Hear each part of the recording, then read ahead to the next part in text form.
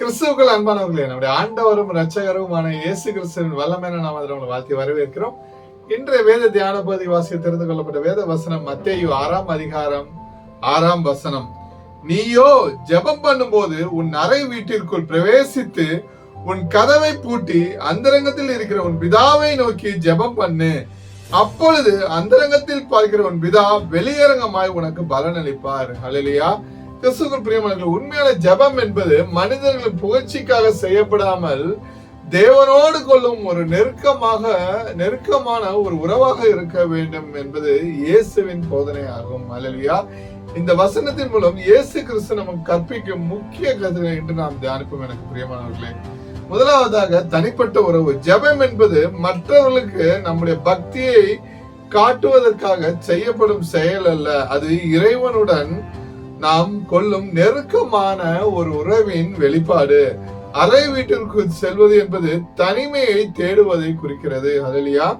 இரண்டாவதாக வெளிவேசத்தை தவிர்த்தல். மற்றவர்கள் பார்க்க வேண்டும் என்பதற்காகவும் தங்களை பக்திமான்கள் என்று காட்டிக் கொள்வதற்காகவும் வீதிகளிலும் ஆலயங்களிலும் ஜெபிப்பவர்களை இயேசு மாயக்காரர் என்று குறிப்பிடுகிறார்.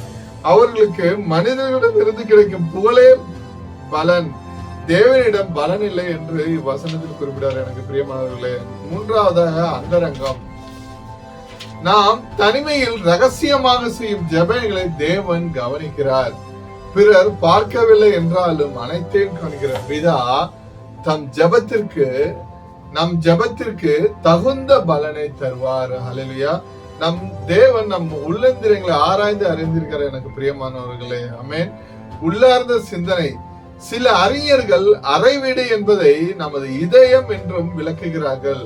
உலக கவலையிலும் புற சிந்தனைகளும் பூட்டிவிட்டு மனப்பூர்வமாக தேவனை தேடுவதே இவ்வார்த்தை உள்ளார்ந்த சிந்தனையை குறிக்கிறது. எனக்கு பிரியமானவர்களே, இயேசுவின் இந்த போதனை ஜெபத்தை போலவே தர்மம் மற்றும் உபவாசம் போன்ற நற்செயல்களுக்கும் பொருந்தும்.